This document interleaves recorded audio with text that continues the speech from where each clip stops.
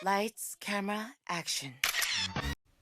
Assalamualaikum warahmatullahi wabarakatuh. Saya Puja Marilita Pertiwi NIM 193141090. Di sini saya akan menjelaskan mengenai pengertian dan sejarah singkat organisasi profesi guru. Apa itu organisasi profesi guru? PP nomor 19 tahun 2017. Perubahan atas peraturan pemerintah nomor 74 tahun 2008 tentang guru mengatakan bahwa organisasi profesi guru adalah perkumpulan yang berbadan hukum yang didirikan dan diurus oleh guru untuk mengembangkan profesionalitas guru. Definisi ini menunjukkan bahwa organisasi profesi guru didirikan oleh, dari, dan untuk guru itu sendiri. Organisasi profesi keguruan berasal dari tiga kata, yaitu organisasi, profesi, dan keguruan atau guru. Organisasi sering didefinisikan sebagai sekelompok manusia atau group of people yang bekerja sama dalam rangka mencapai tujuan bersama yang bisa disebut dengan common goals. Dari kata organisasi, profesi dapat diartikan sebagai organisasi yang anggotanya adalah para praktisi yang menetapkan diri mereka sebagai profesi dan bergabung bersama untuk melaksanakan fungsi-fungsi sosial yang tidak dapat mereka laksanakan dalam kapasitas mereka sebagai individu. Organisasi profesi merupakan suatu wadah tempat para anggota profesional tersebut menggabungkan diri dan mendapatkan perlindungan. Jadi dapat disimpulkan bahwa organisasi profesi guru adalah suatu wadah perkumpulan orang-orang yang memiliki suatu keahlian khusus dalam mendidik. Kemudian selanjutnya adalah sejarah singkat organisasi profesi keguruan di Indonesia. Organisasi profesi keguruan di Indonesia yang pertama kali dibentuk adalah PGRI, Persatuan Guru Republik Indonesia, pada tanggal 25 November 1945 dalam Kongres Guru Indonesia di Surakarta. Saat itu Indonesia masih mengalami penjajahan Belanda dan Jepang. Semangat kebangsaan Indonesia telah lama tumbuh di kalangan guru-guru bangsa Indonesia. Organisasi perjuangan guru-guru pribumi pada zaman Belanda berdiri pada tahun 1912 dengan nama Persatuan Guru Hindia Belanda atau bisa disingkat dengan PGHB. Organisasi ini bersifat unitaristik yang anggotanya terdiri dari para guru bantu, guru desa, kepala sekolah, dan pemilik sekolah. Dengan latar pendidikan yang berbeda-beda, mereka umumnya bertugas di sekolah desa dan sekolah rakyat angka 2. Kemudian pada tahun 1932, nama Persatuan Guru Hindia Belanda atau PGHB diubah menjadi PGI, Persatuan Guru Indonesia. Perubahan nama ini mengejutkan pemerintah Belanda karena kata Indonesia yang mencerminkan semangat kebangsaan sangat tidak disenangi oleh Belanda. Sebaliknya, kata Indonesia ini sangat didambakan oleh guru dan bangsa Indonesia. Kemudian pada zaman pendudukan Jepang, segala organisasi itu dilarang. Sekolah ditutup, kemudian PGI ini atau Persatuan Guru Indonesia tidak dapat lagi melakukan aktivitas. Kemudian semangat proklamasi tahun 17 Agustus 1945 menjiwai penyelenggaraan Kongres Guru Indonesia pada tanggal 24 sampai 25 November 1945 di Surakarta. Melalui kongres ini, segala organisasi dan kelompok guru yang didasarkan atas perbedaan tamatan, lingkungan, pekerjaan, lingkungan daerah, politik, agama, dan suku sepakat dihapuskan. Mereka adalah guru-guru yang aktif mengajar, pensiunan guru yang aktif berjuang, dan pegawai pendidik NKRI yang dibentuk dan bersatu untuk NKRI. Di dalam kongres inilah pada tanggal 25 November 1945 dengan semangat pekik merdeka yang bertalu-talu di tengah bau mesiu, pemboman oleh tentara Inggris atas studio RRI Surakarta, mereka serentak bersatu untuk mengisi kemerdekaan dengan 3 tujuan. Yang pertama, mempertahankan dan menyempurnakan Republik Indonesia. Kemudian yang kedua, mempertinggi tingkat pendidikan dan pengajaran sesuai dengan dasar-dasar kerakyatan. Kemudian yang terakhir adalah membela hak dan nasib buruh umumnya, guru pada khususnya.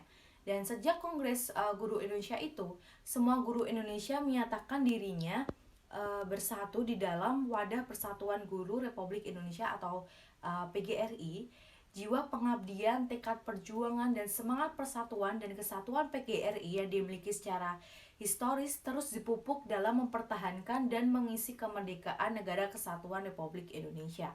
Dalam rona dan dinamika politik yang sangat dinamis, PGRI tetap setia dalam pengabdiannya sebagai organisasi perjuangan, organisasi profesi, dan organisasi ketenagakerjaan yang bersifat unitaristik dan independen.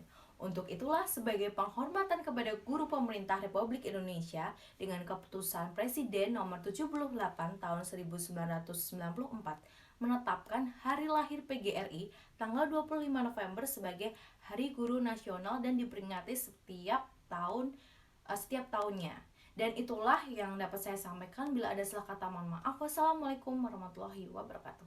Di sini saya Ekawati Ningtyas-Tuti dengan NIM 193141068 dari kelas PGMI 6C.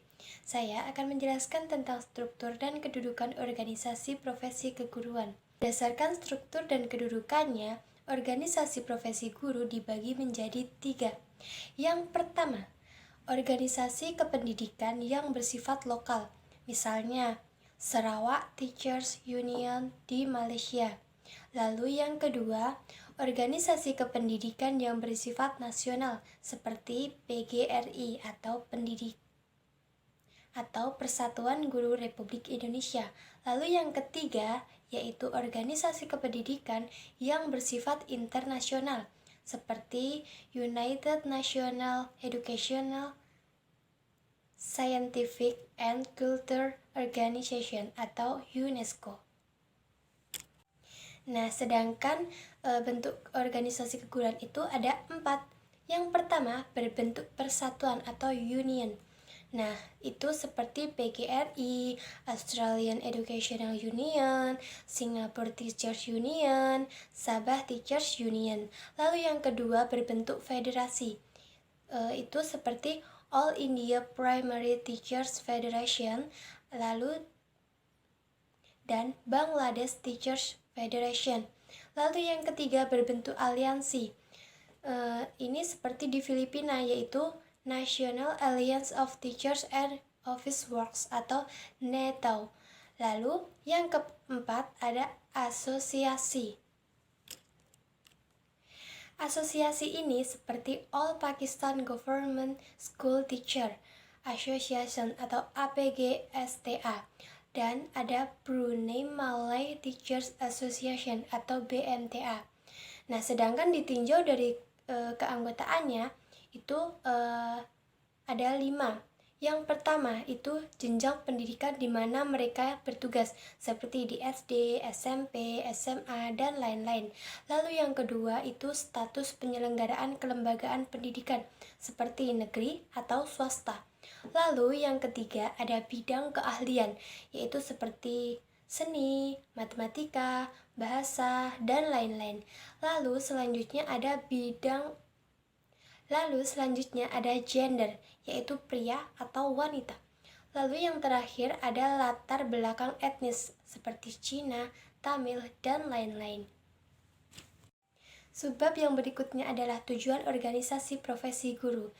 Dalam PP nomor 38 tahun 1992 pada pasal 61 ada 5 misi dan tujuan dari organisasi profesi guru, yaitu yang pertama, karir, yang kedua, kemampuan, yang ketiga, kewenangan profesional, yang keempat, martabat, lalu yang kelima atau yang terakhir adalah kesejahteraan seluruh tenaga kependidikan. Demikian materi yang dapat saya sampaikan. Apabila ada salah, saya mohon maaf. Wabillahi taufiq wal hidayah. Wassalamualaikum warahmatullahi wabarakatuh. Saya Erliana Vinky Apriliani, NIM 193141091 akan menyampaikan materi yang selanjutnya. Materi yang selanjutnya ada jenis-jenis organisasi keguruan. Yang pertama ada Persatuan Guru Republik Indonesia atau biasanya disingkat dengan PGRI. Organisasi ini diawali dengan nama Persatuan Guru Hindia Belanda atau disingkat dengan PGHB pada tahun 1912. Kemudian berubah nama menjadi Persatuan Guru Indonesia atau disingkat dengan PGI pada tahun 1932. Yang kedua ada Musyawarah Guru Mata Pelajaran atau disingkat dengan MGMP.